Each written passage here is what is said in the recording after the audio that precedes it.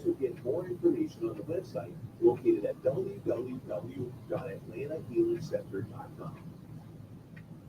You're listening to America's Web Radio on the AmericasBroadcastNetwork.com. Thank you for listening. Good morning and welcome to America's Web Radio. And this is sort of going to be a little bit of a different show, and that Dave's Pick is back, and we've got a very special guest on. And before I introduce our two guests, actually, I want to remind everybody, if you're a veteran and you've started a business within the last 12 months or about to start a business, drop GM at America's Web Radio an email. Tell us about the business and about you, and we will give you 2 free weeks of advertising for your business. Just GM at America's Web Radio, and thank you for your service. With that being said, the two gentlemen that are here, Mr. Bob Moore and Mr. Bruce Cowee, and Bruce is really the star of the show today. Bruce is on the right of your screen, and Bob is the other Air Force jet jock on the left of the screen. But we want to thank both of them for their service, and it goes back to my era when it was back to Vietnam, and we all certainly know about Vietnam, and Bruce has taken it on to write about it, and that's what we're going to talk about today, and what he did, like many pilots did. And by the way, I always have to take this in and throw it out when I can, but we do have a little bit in common. I was in the Army, and obviously Bruce and Bob were both in the Air Force, and my son's in the Air Force, and I'm very proud of him. And he went to some little dumpy school in Texas called Texas A&M. I graduated from Texas Tech, so we had a little problem there while he was in school, but he went on from the Corps and went into the Air Force, and is stationed overseas now, and doing quite well, and loving, I think he'll career it, which it ain't bad today. Ain't like it used to be. But anyway, so I do have a little in common with Bob and Bruce. So with that being said, welcome to America's Web Radio. And Bob and I met each other at a little watering hole not too far from us, and we got to talking, and then he called and told me your story, Bruce. And you decided to write books after, how long did it take you to decide to do this? Well, it was a project that I had in mind almost the whole time I worked for the airline. And I served in Vietnam from May of '68 to May of '69. And could you have picked a hotter time? Probably not. But when I came home, I completed my commitment to the Air Force, and then I had the good fortune to be hired as a pilot by Western Airlines in December of '72. And my class, there were 30 new pilots in my class. 28 of us were military, and most of those Vietnam veterans. And I know the History Channel didn't exist at that time, but I always felt like I was live at the History Channel talking to these guys. Most of them were reluctant to talk about Vietnam, but over time I got to know these fellows that I worked with, and they would tell me stories. And as an old history buff, I always felt that there must be some way to preserve some of this history, and that was kind of the genesis of the book project. So you just bounced on a word that I love history as well, and maybe you can explain this to me. I'm not very sharp. I'm not the brightest bulb in the box. How do you rewrite history? Well, I think it's done on a pretty regular basis, because people,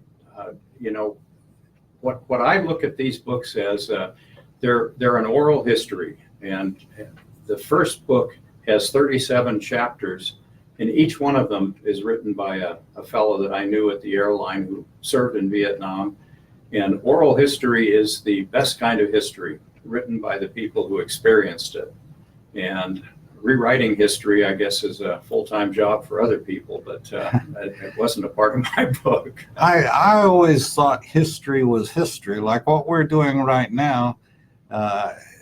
You know, in my mind, it'd be great if you all were 5'3" beautiful blondes, but you're not, and I can't change that. And poor Bob over there and just like some hair, but you know, and it's going to go down and it's recorded and the video's recorded, and I'm not going to be able to change it. I can't rewrite what you all say today. And this is that when people say they're going to rewrite history or it's being done, and we know that it is being done and has been done, it's like fingernails on the blackboard, and the three of us can remember blackboards. I don't even think they make them anymore. But so did you have this thought at all in Vietnam that you wanted to start writing when you got out? I've always, like I said, I grew up in a real patriotic time. Of all things, I was born in Berkeley, California. And Berkeley in the 1950s, when I was growing up, was a very patriotic place. And I was surrounded by neighbors who were World War II veterans, and I used to listen to stories. If I could get these old guys to talk, I'd mow lawns and deliver newspapers and all that stuff. And I just always had an appreciation for the history and the fact that these fellows had experienced something unique. Well, when I was in Vietnam, I had this thought that even though I was only 23 years old, I thought, you know, I'm a part of something that's important, and I need to remember this. And I didn't keep a diary, but I wrote home a lot, and that was kind of my diary because my dad saved all my letters, and I have a box with about 150 letters that I wrote when I was in Vietnam. So I saved a lot of things, but I think it was going to work and being around these guys at work. I flew with pilots who had served with every service, Army, Navy, Air Force, Marine Corps. They'd flown almost every airplane that had flown in the Vietnam Air War, and they had the whole story right there. It was just a matter of if I could get them to talk and get them to put something in writing. And that's basically what the books are. They're stories from these fellows that flew the missions and flew the airplanes and were there. And it's a fascinating piece of history, I think.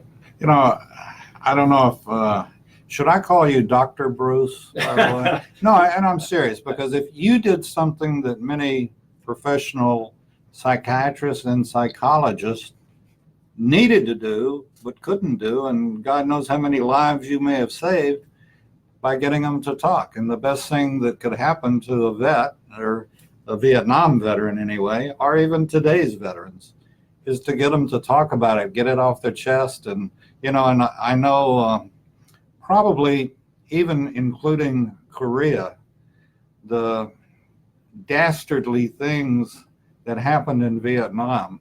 You know, I wasn't there, but I've had many friends tell me of, you know, some of the things that, you know, just unbelievable with the troops that were captured by the Vietnamese. And as Walter Cronkite was counting bags, he wasn't telling the whole story of what was actually happening.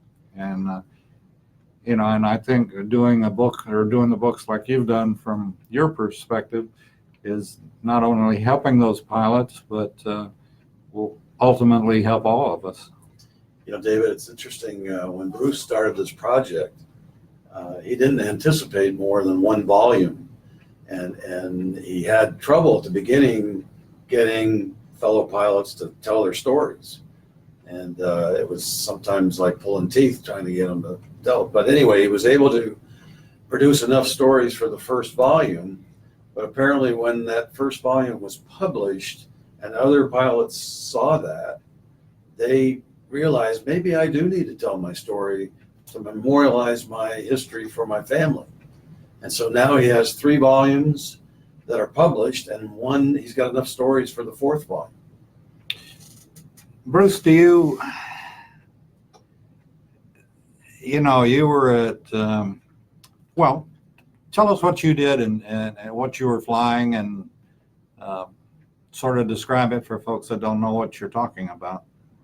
Well, when I went through flight school, Air Force pilot training, all the training was pretty much in jets except for the very beginning. And then The 38? the T-37, the T-38. Then we got our wings and got our assignments, and I get assigned to fly a propeller airplane, which I'd never really fly. It was a 2-engine prop plane, the C-7 Caribou. Okay, similar to a Bonanza, or? Well, it was larger. It's a fairly good size airplane, I think 28,000 pounds, something like that. And it was an Army mission. We flew for the Army 5th Special Forces and basically flew in and out of all the Special Forces camps, which were located on the border, Vietnam and Cambodia, and then Vietnam, Laos, up further north. And we delivered whatever they needed: cargo, ammunition, supplies, troops, and most of those fields had short dirt strips, 1,000 feet or so, maybe 1,500 feet long. I bet you knew where the brakes were. We certainly did, and they were usually a minefield off the end of the runway, so it was an incentive not to go off the end of the runway. But most of the strips were outside the perimeter of the camp, so they were not secure at all. And it was most of the time it was pretty. The flying was pretty routine, but it was exciting on occasion. And we never flew at night. It was all daytime because at night they didn't have lights on the fields. It was all daytime flying and all visual. We never filed a flight plan or anything like that. It was just all strictly flying visual, and learned a lot. I really learned how to fly in that year, so it was quite an experience. I've thought, as I mentioned earlier, I was general aviation for a very little while, but have you ever thought about what a plane has today with the GPS and all the rest of the electronics that it has compared to what you were flying, or how that would have changed anything? It would have changed everything. We got lost a lot. Everything was pretty much Seat of the pants? a lot of seat of the pants. There were a few navigation aids, if you're familiar with the TACAN and that sort of thing, tactical air navigation, where you would fly outbound from a certain place on a radial and then go out a certain distance, but they were pretty weak stations, and we'd end up looking for a place, and the navigation system would, as they said, break lock, and we wouldn't have a good beacon to fly. So we've really had to find places visually, and after you knew what the landmarks were, you could, if you'd been there a few months, you could find the places, and it was very interesting. It was exciting flying, and I bet it was. yeah. But it just. Did you ever feel like a clay pigeon in a skeet chute? Well, I think we probably got shot at more than we knew. Unless you got hit, you didn't know you were being shot at for the most part. But it was, we had a couple of exciting missions where we went into camps that were under attack, and they made airdrops. We made airdrops at night at one base, and there was a group that I wasn't involved with that made a famous airdrop that saved a special forces camp that was under siege. So it was all when you're 20 some years old and you're bulletproof, and that's what you need is people that age to be doing that stuff, I think. Until you went into one of the bars, you were bulletproof, huh? Yeah. But not that you ever did anything like No. that, no, of course. But we're going to have to take a break. You're listening to Dave's Pick on America's Web Radio, and we've got two gentlemen here that, in my view, are our heroes. We've got Bruce Cowee. Am I saying that right? It's Cowee. Cowee, I'm But sorry. It gets mispronounced a lot, so I'm Cowee. sorry. That's all right. And if he makes me get up and salute, well, anyway. At least I don't mess up your name, Bob, since we don't have the same name, but we might be relatives somewhere down the Mr. Bob Moore. We appreciate both of you coming in, and we'll be back on America's Web Radio right after this.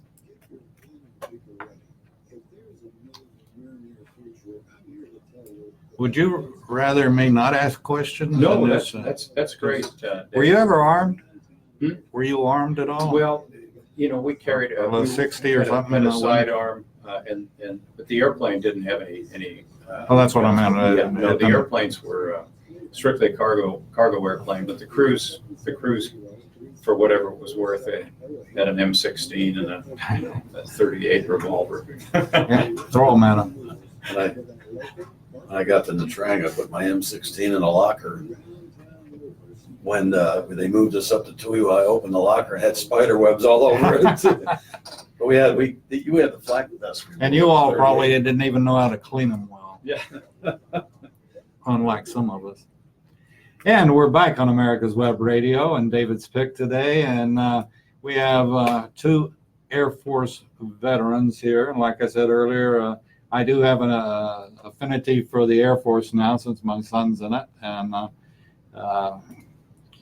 as a major, he makes a sergeant salute him. I don't know how that works, but when I do get to see him every now and then, I do pop a salute on him. But anyway, just a little outranking there. But these guys,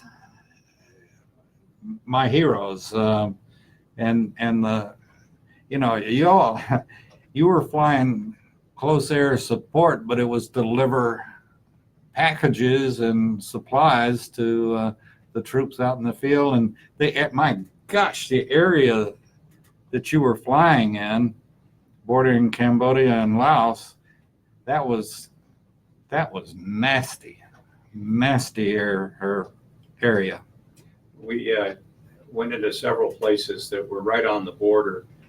And for those of you who are familiar, the Ho Chi Minh Trail was the delivery system from North Vietnam into the south, with basically a road that ran all the way from North Vietnam through Laos and down into Cambodia and then on into different spots into South Vietnam. And the fellows at some of these camps would say, we can hear the truck traffic at night driving down the trail. Wow. And they were going across the border doing stuff, monitoring the traffic on the trail and all sorts of sneaky stuff that technically we weren't supposed to be doing or weren't doing. But the Special Forces guys were involved in some pretty dangerous things. Today, the word transparency keeps popping up and this and that, and yet I guess during Vietnam and even today, particularly today, I guess, the general public couldn't handle the facts, I don't think, and particularly in Vietnam. And some of the things that the ground pounders did, like you said, at night, or the missions that they did. And I don't want to say they were to get even, but at the same token, they did things, the atrocities that the Vietnamese, North Vietnamese, and their agents did to our guys was just horrendous. And I don't know that the public could have handled it. And at least the terms of engagement were a little bit more relaxed than they are today. And yet, I don't think the public could have handled much more than, well, I don't think they could have handled the truth of Vietnam. And today, the terms of engagement, we have to, that's why we have contract labor doing a lot of the fighting. And most of the world doesn't know that. They think it's our army, and it's not. But that's, again, a fact of life. So when you would go in, what were your thoughts? Well, we were just doing. Everybody was doing the same thing. It was like it wasn't really that big a deal. We were all doing the same thing, and I think as I look at these fellows I came to work with at the airline, none of us got any kind of a real welcome home or a parade or anything like that. And most of these guys came home. When I inscribe a book, I have something I write, and I always say that these amazing men were all volunteers. They volunteered to serve our country at a very difficult time and came home to an unappreciative and often hostile home front. And it was almost required that they put Vietnam behind them and get on with their lives. And that's what all of these guys did. Some were unable to do that and have suffered all sorts of problems. But most of the pilots, especially the ones that I worked with, were all able to, at some level, put it away and move on. And I think one of the goals of this book project was to pay tribute and honor their service, because they never really got that. And I have several. You talked about Dr. Bruce being an amateur shrink or whatever. Honestly, I had no idea when I started this of what a therapeutic and healing process it was going to be for some of these fellows, because a lot of them had never talked to anybody about Vietnam, some of them not even to their wives or their kids. And I have a couple of stories like that that are really pretty amazing. You know, I was just thinking,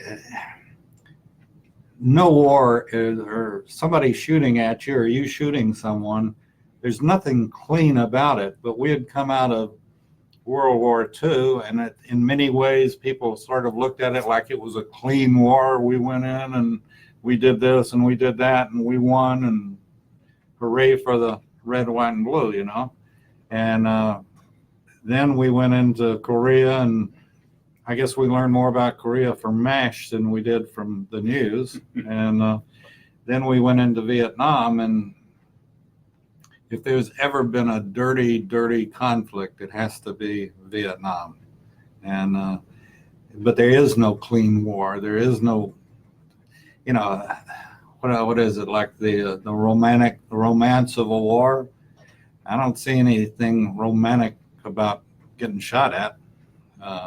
But I think that was what people were expecting of Vietnam. And then when some of the stuff came out about what was going on, and then to treat vets like they did, you know, when you're ordered to wear civvies through the airport, I mean, that's, we should have the pride of the uniform, and not worry about anybody that spit on you or anything else should be arrested, and the keys should be thrown away, or they should be sent immediately to the front, in my opinion.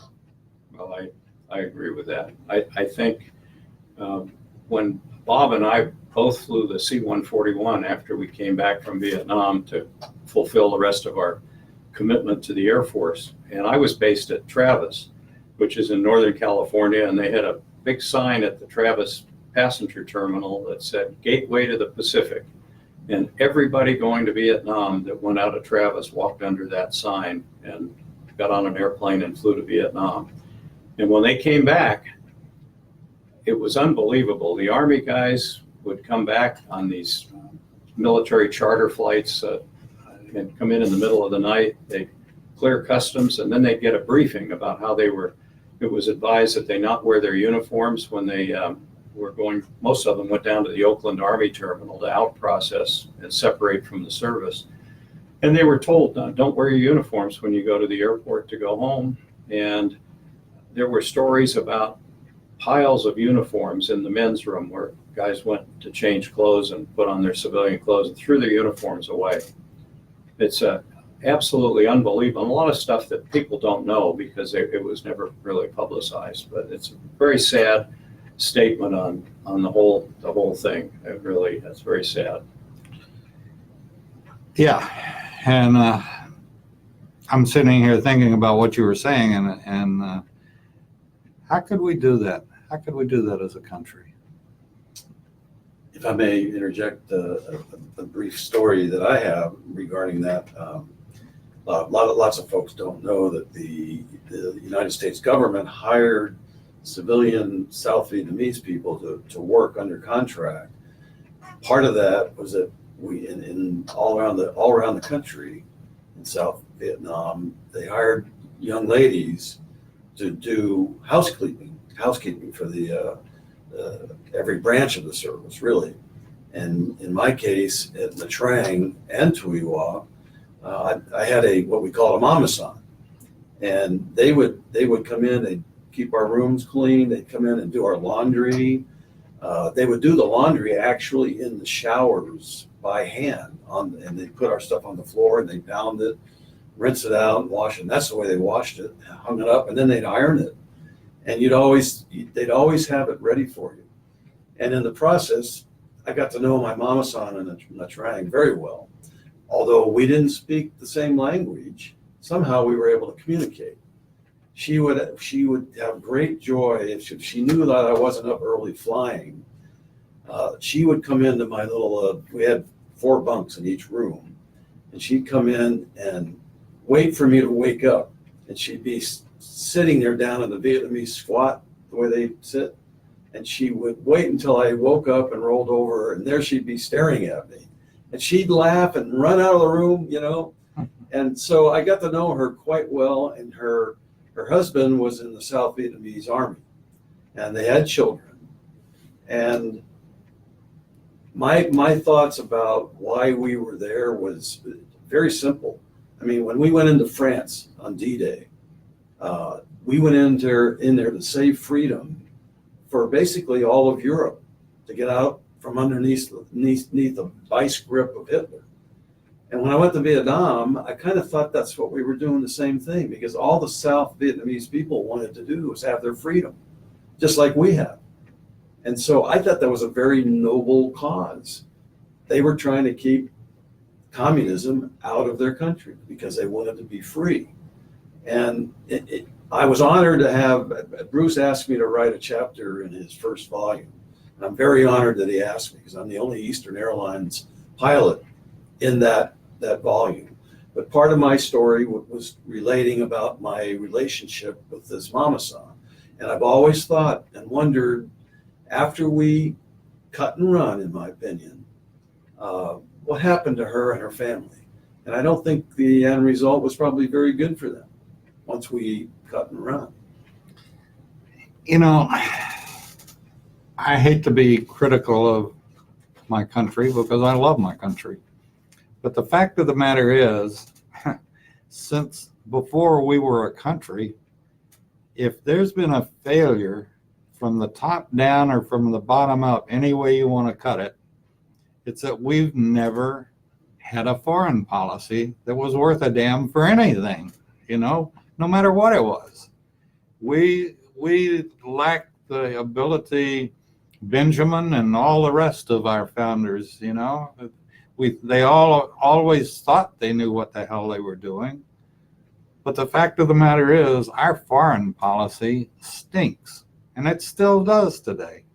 We don't have a clue of really what the Venezuelans are going through. We don't have a clue of in Iraq, Iran, and all the rest of it, in my opinion. And I'm not an expert on it, but if you look back in our history, it's like one of the Nazis came out and said the reason we won was because we never studied history, and what they thought we were going to do, we did just the opposite because we didn't know any better, and they couldn't figure out what the hell we were doing, but it's a shame, and we have the ability, we just don't ever seem to be able to process it and come up with the right answer. Again, this is only my opinion, but you look back and did we really ever need to be in Vietnam?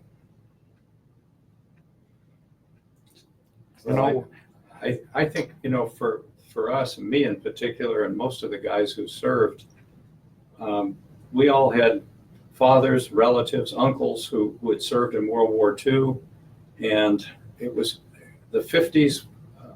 It was just a very patriotic time, and I think when Vietnam came along, we had a draft, and everybody had the draft hanging over their heads. If they didn't make a plan, they were going to end up getting drafted. So the plan could take many different ways, but getting a deferment by going to college, or getting a deferment by signing up for a military program, and how each one of these fellows in the books dealt with that. It's very interesting, because there were lots of different ways to get into the service and get into a program where you could be trained as a pilot. And I had people in those books that used every method, every way that you could possibly do it. And I think for the most part, they knew they were going to have to serve. I could divert into the Ken Burns series a little bit, which was supposed to be the be-all and end-all of the Vietnam story, and it was so disappointing to me. And I wrote a critique of it, which is in the introduction to the third book. But it really perpetuated a lot of the negative stereotypes about Vietnam veterans and a lot of the things that, from my experience, were just not true. So it's been a very part of. Do you need to take a break? I don't know. Yeah, we're going to have to take a break. We're up against the time. Okay. We'll be back with Bruce and Bob right after a couple of messages. Stay tuned. The disease of addiction is I guess everybody has their, and Vietnam was the first television covered war. And again, you have the damn media putting their twist on something that in many cases they had no clue about. I get an answer. I guess we didn't have to be in Vietnam. Apparently, they wanted us to come over there and help them. Eisenhower started Senate advisors first, I believe, and then Kennedy, and it just kept. And I was with the French on their knees begging for us. Which I don't have a lot of love for the French personally. I'm sure there's some good ones out there somewhere. I don't know.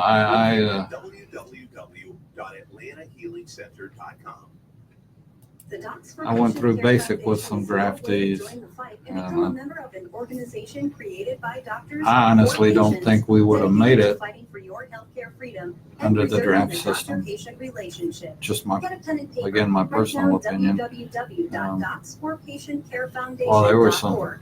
That's www.docs4patientcarefoundation.org. Go to our site and please really make a generous Looney Tunes. tax-deductible donation. Enjoy Certainly your couldn't have today. made it in the Thank air. you. Well, they might have made it in mechanic school, maybe. Business hour on Fridays from 10 to 11 a.m. Join me I don't as know. It was passionate professionals on a program that profiles the best businesses. As bad a time as we're in now, I guess, in many ways. And fascinating Ours is just individuals to get an electronic insight into how compared America to works. 10 to 11 a.m. on America's Web Writing Radio. reports. You're listening to America's Web Radio on the And coming back. AmericasBroadcastNetwork.com. Thank you for listening. And we're back on America's Web Radio, and I want to throw out one more little commercial, and that is if you are a vet and starting a business, just email GM at America's Web Radio, and we'll give you 2 free weeks of advertising on one of, if not the largest, producing podcast radio stations in the country. And we're glad to do it, and thank you for your service, and we want to hear from you. So with that being said, we have Bruce here, that's the author of, is it 3 books or 4 books? 3 now, and the 4th one's in process. Okay. And we have his friend and my friend, Bob Moore. And Bob, I want to thank you for introducing me to Bruce and bringing him in today. How do you keep getting did you ever in high school or in college think you would become an author? Well, not really. It's something that happened, and as Bob mentioned earlier, I had only intended to do 1 book. It was just a tribute to some of the fellows I flew with at the airline, a tribute to honor their service in Vietnam, and also in hopes to dispel some of the negative stereotypes that Hollywood and the press have put out about Vietnam veterans. And these guys were just top notch. They were the cream of the crop of that generation from the 60s. And they were all volunteers, and they all went willingly, and some of them served multiple tours. Several of them had brothers who served in Vietnam, and I even have one fellow who had a brother who was killed in Vietnam. And it was just a tumultuous time and a very difficult time. And I think the reason that most of these fellows had never really talked much about Vietnam was it just wasn't popular subject to conversation when they came home, and they just put it away and didn't talk about it. And I really, I used to, when I was at work, if I was with somebody who had served and I could get them to talk, we would talk about things, and it was just, it just happened. I bet the first question was, where were you? Where was I? Yeah, I mean, when you were talking to your... Well, you can, it's interesting when I've had people say, oh, gee, we could go around with a video camera and talk to these guys and make a movie out of it. And I said, they wouldn't talk to you. You know, there's Most of them wouldn't. saying, and it's being used today more and more, and people don't even know where it came from. It came from war, and it came from the cavalry and from the American Indians, and it was an American Indian that first said this. You know what I'm going to say? Not sure. Wait until you walked a mile in my moccasins. And we hear it today, walk a mile in my shoes or whatever it is, but it was an American Indian that was talking to the cavalry, and the cavalry was, you know, pompous and all this kind of stuff, and they didn't realize what the reservations and what everything else, that we were not a kind nation to our American Indians. And that's where that saying came from. And I have this, I get a real difficult position in my head with people that have never served making decisions for our military. And, you know, I don't think we should have a congressman that hadn't served in some shape, form, or fashion. And you all, I think you'd say the same thing. If you've served, you're in at some point, no matter what it is, if you've served, you're in the biggest fraternity or sorority ever in the world. And this is why you could get them to talk. Like you said, you're not going to get one of those jerk, I'm cool reporters to get anybody to talk. If they hadn't been there, how can they talk about it? Well, you know, one of the most rewarding things that's happened to me since the books have been out is I've been invited to attend several reunions for some of the fellows that wrote their stories. And I've been to several Marine Corps reunions, and, you know, you just don't get to go to those things as a guest. You know, you're either invited and you're part of the group, or you don't get to go. And one of the most incredible things that there's one pilot who went to West Point, who was the class of 1967. And he invited me to attend his 50th class reunion in 2017. And I'd never been to West Point, and it was an absolutely amazing experience. He was part of a class that lost more lieutenants in Vietnam than any class at West Point, going way back, at least to the Korean War and possibly even to World War II. So I've had some wonderful experiences. I've met some really incredible people, and because of my, whatever it is, the bond that I've had with the fellows who've written their stories, people have talked to me, and I'm just in a very unique position. I've been really blessed in a lot of ways, and that's how this has all come about. Well, the biggest one was that you returned. Well, you know, there's Randolph Air Force Base in Texas has a monument, missing man monument, and at the base of that monument it said, "We who came home must never forget those who could not." Amen. Amen. The books, volume 1, 2, and 3, and then 4 is coming out. Same title, I would assume, Vietnam to Western Airlines. And you can get them on...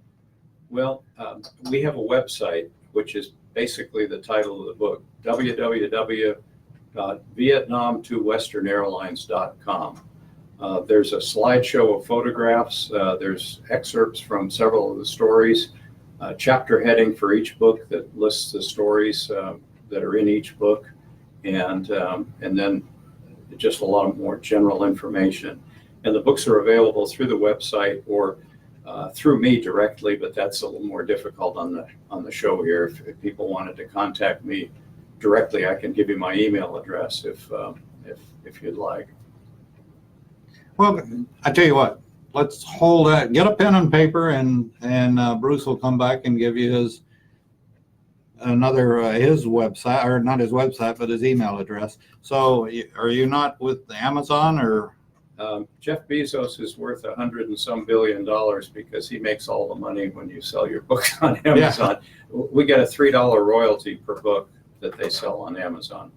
And the first volume is available on Amazon, but it's a different version. It does not have the high quality paper, and it doesn't have color pictures. But the first volume is available, but he makes all the money. So that's. Yep. Yep. You know, the vets that are listening, or just folks that are listening in general, and by the way, this show will be replayed a number of times. And so as you're tuning in and hearing it, tell the vets, because the ones that served in Vietnam, I mean, this is direct relating to them. And there's what's the old saying? I started saying a minute ago and I can't remember, but that you had the romantic portion of the war and that you were 1,000 or 3,000 or 5,000 feet above it. Do you want to tell the people how it really is? Well, everything about war is about the infantryman, the rifleman on the ground with a rifle, and everything from the air was to support the guys on the ground. Whether it was helicopters flying medevac or flying resupply missions, whether it was the job I had flying cargo into bases where they needed things, or whether it was the fighter and attack aircraft that were flying close air support missions to support the troops in contact. But everything that happened in the air was to support the guys on the ground. And the guys on the ground fought the war. There were certainly losses, airplanes that were shot down and all that, but the basic, I guess, the rule of warfare, whatever it is, the guy on the ground with the rifle is the guy that's fighting the war, and we were all there to support the guys on the ground. There was even in the Army, for every one that's in the field, it takes 5 to back them up, or something like that. I believe that was the number back then. I think they said at one time when the troop strength in Vietnam peaked out over 500,000, they figured there were never more than maybe between 50 and 100,000 troops who were actually in combat, or actually, there was a lot of support involved to get those guys out in the field and do what they did. And you all both know the term policing an area. Mm-hmm. We all learned that, and they learned it real well in Vietnam when they started getting anything from the law, which was a weapon, used as a martyr by the Vietnamese, or anything else that we left behind. Our sea rations and tin cans they'd used to make bombs out of, IEDs they call them now, I guess. But and like you said, the end of the runway would be loaded with landmines, and just nothing romantic about it at all, in my opinion. But I'm eager to.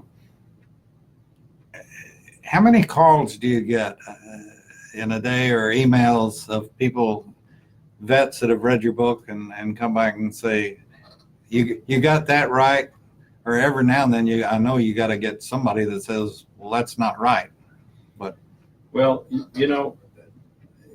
I don't know that I would say on a daily basis what I get, but I have a file at home of emails and letters I've received, a lot of things from family members of the guys who wrote their stories. And what I was going to say earlier is that the reason I'm only going to do 4 books is the sad reality is we're starting to lose these guys. And I've already lost 6 who have written their stories, have passed away. And I have several others that I'm in touch with that have varying degrees of health issues they're dealing with. So the window of opportunity for this project is beginning to close, and I'm just grateful that I started when I did. And I've had letters from family members from a couple of the fellows who passed away, just telling how important it was that the story is in the book for them to pass along to their kids and their grandchildren. This is not a nice question, but how's it being received by the public? I haven't had any, I speak mostly when I go around. I'm doing a talk tonight at the Johns Creek Veterans Association, and it's part of their fundraising for the wall that heals that's been traveling around the country, that they've purchased one of the walls. And I always seem to talk to friendly audiences. I have not had really any negative. I've had people ask questions that tell you right away that they're not veterans and they have no idea about things, military things. But for the most part, I've had very friendly. I've not had a bad experience really out giving a speech. And again, and I generally don't ask questions like this, but in your opinion, and Bob, I'd appreciate your thoughts too. Like you said, these are history books, basically. They are. And so are they going to maintain, you think, what you want them to for the next generation or 2 generations or 10 generations? Are they going to be on the library shelves? That's something that I would hope. Marketing is not my area, and unfortunately, part of the deal is I have to go out on the road and try to sell these books, and it's not been my favorite thing, because I really enjoy meeting with the fellows and talking to them and helping them if they need help, or some I've just taken notes when we've talked and then written the stories for them and then helped them with it afterwards. But it's just I would hope that these continue on. My publisher tells me that this is the only oral history like this of the air war in Vietnam, that there's really nothing else like it, and it's a very comprehensive. It covers everything. We're going to take our last break, and we'll be back with Bruce Cowee, right? That's right. And Bob Moore right after this. Stay tuned. The Docs for Patient Care Foundation is your way to join the. Do you have a few minutes after we're through? Oh, sure, absolutely. What I'd like to do is we'll go in the other studio and record some announcements, and then I'll put it on. We'll keep putting it on, and about going to bookstore or contacting you, or Go to our site and please. Very nice. Very nice. Yeah. Thank you, Dave. Thank you. I guess Vietnam was one of the places, and we're going to come on back, but that. Your voice in the matter. And we're back on America's Web Radio, and David's pick, and boy, did I do a good job of picking today. Actually, Bob Moore, I want to thank him for picking us to come and with his friend Bruce Cowee to introduce us to his books. And we're going to, hopefully by now you've gone and gotten a pen and paper, and Bruce, if you will, tell people how they can get your books.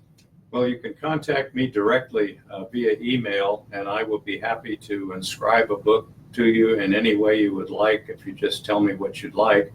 My email address is the letter B, the number 2, the letter A, and then my last name, Cowee, at AOL.com. So B2A Cowee at AOL.com. And you're speaking tonight at the Johns Creek Yes, that's correct. Vietnam Veterans Association, is Yes. that right? Or But it's going to be at Newtown Park in Johns Creek, which is at the intersection of Old Alabama Road and Haynesbridge Road. And it's the Johns Creek Veterans Association. A lot of membership, hopefully, from the American Legion Post 201 in Alpharetta. And it's going to be at the Park Place at Newtown School. It's a historical building that's been remodeled when they created Newtown Park. And you can't miss it because the park is right at the corner of that intersection. And it's Park Place in Newtown. I thought there was a BP gas station there. There is, right across, the BP is right across the street from the building. Oh, okay. So they have to just go by the building and turn into the main entrance of Newtown Park and just park. Is that off of Haynesbridge? Or Yeah, it's the entrance is off of Old Alabama. okay, so Yeah, if I went up and I'm on Haynesbridge going east, okay. and I get to Old Alabama, Make a left turn, and okay, then you go down to the first right into the park, and you will have passed Park Place building that will be on your right. So you okay, just turn into the park and go into the parking lot and go in the back side of the building. and this is 6 at what o'clock. time? 6 to 8 this 6 to evening. 8. Okay. Have a little bit of a conflict. We have a communion on Wednesday nights at the Northminster Presbyterian Church, and I generally go to that. But anyway, I believe the address is 3125 Old Alabama Road in Johns Creek, Georgia. okay. All righty, and to invite any and everybody out to that. And will you be selling and signing? I will. Fantastic, fantastic. You know, if I had my well, I can't say it on the air. Even I can't say it on the air. But you know that small little cap that the military used to wear? You all had a blue one, and the Army had sort of a brownish one. I think there was a term for it. Yes. But I would take it off to you right now if I was wearing one. You're doing a fantastic service, and there are, I don't even know how many veterans are left from Vietnam. I know we're losing 200,000 a day from World War II, but I don't know how many vets, hundreds and millions, or I don't know. How many. I don't have a figure. The VA probably has a figure, but there were so many wannabes at one time, and it's in the epilogue, I believe, to the first book. Some of the statistics that are out there that at that time there were 10 million who claimed to be Vietnam veterans, when there were really only about 1 million who had actually served in Vietnam. And it was always a mystery to me why people wanted to claim to be veterans of a war that everybody supposedly hated. So I never quite got that. I think there's one politician that claimed he was. Yes, Probably more politicians, Well, actually, actually. more than one.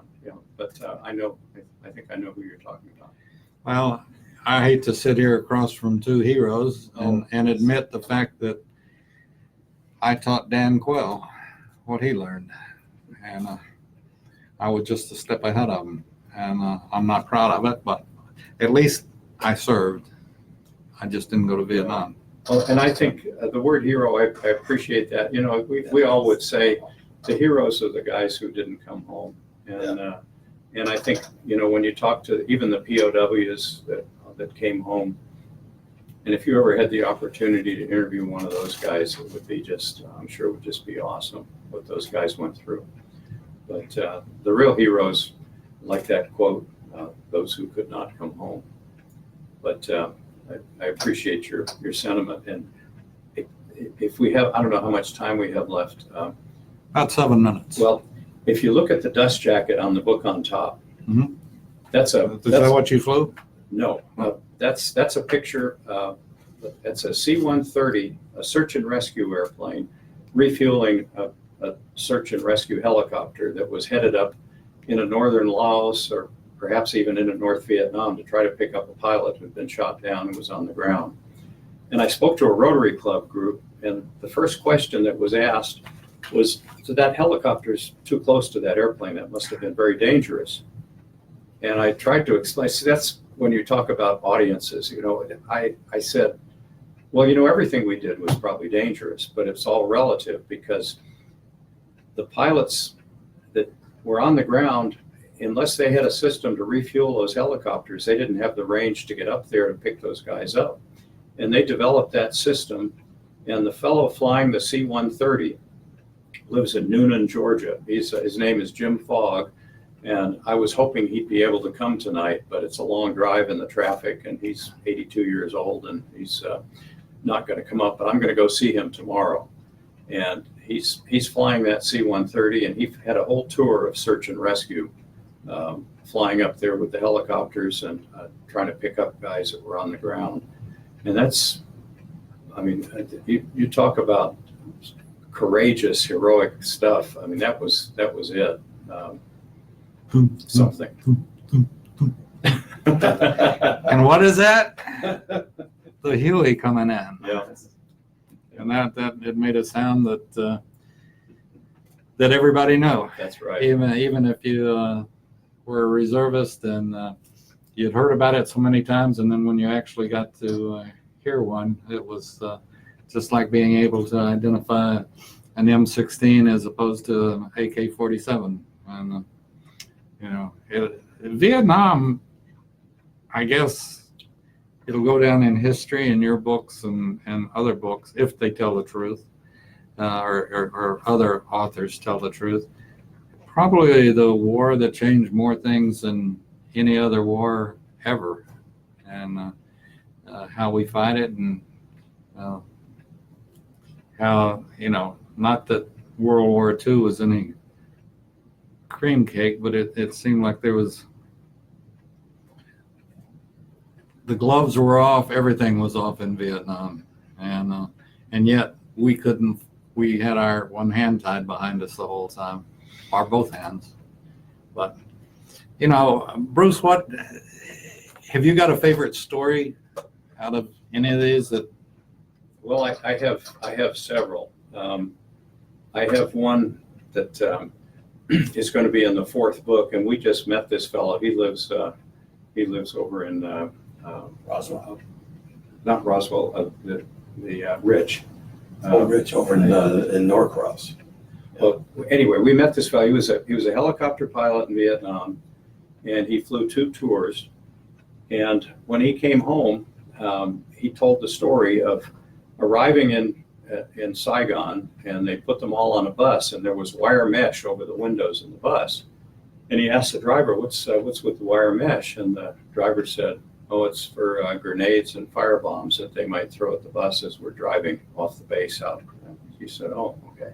So flies his 2 tours, comes back, lands at Travis Air Force Base, goes through the briefing where they told him not to wear his uniform after he cleared out. And they got in a bus to go down to the Oakland Army Terminal to out process. Well, there's wire mesh over the windows. And he asked the driver, "What's with the wire mesh?" And the guy says, "Wait, you'll see. The protesters down there throw stuff at the buses." And so I was going to title his chapter, "Welcome to Vietnam and Welcome Home." It was in the same bus with the same wire mesh over the windows, different people throwing stuff at the bus. And Just incredible. it's unbelievable. But he's a wonderful guy. Another airline pilot he was hired by Western and was furloughed, and then ended up bouncing around and ended up at Piedmont and eventually U.S. Air. So, but I could go down a list of stories. They're just wonderful stories in these books, and I recommend it to anybody who's interested in the history and also just in just some human interest of what it was like to come of age in the 60s and have to deal with all of that. Well, with that being said, we're going to have to wrap it up. We've had a great guest, Mr. Bruce Cowee, on, and his books are Vietnam to Western Airlines. And my friend, Mr. Bob Moore, has been joining him. He's Bruce's friend too. So go out tonight to Johns Creek and listen to the story. We'll stay tuned for more from America's Web Radio right after this.